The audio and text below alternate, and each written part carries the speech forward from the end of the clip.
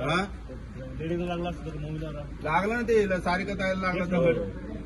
साहेब ना आले का ते बघा मला 10 मिनिटं ते गाडीच्या दुसरं कोणा डोक्यात पडला जमेल असतो जाणून मधून मारलाय जाणून मधून त्या सारिका ताईला बी माझ्या गाडीत दोन कशी आहेत दोन कशी आहेत तिसरं पण आला असेल तर ते काय कोण नसेल तिथे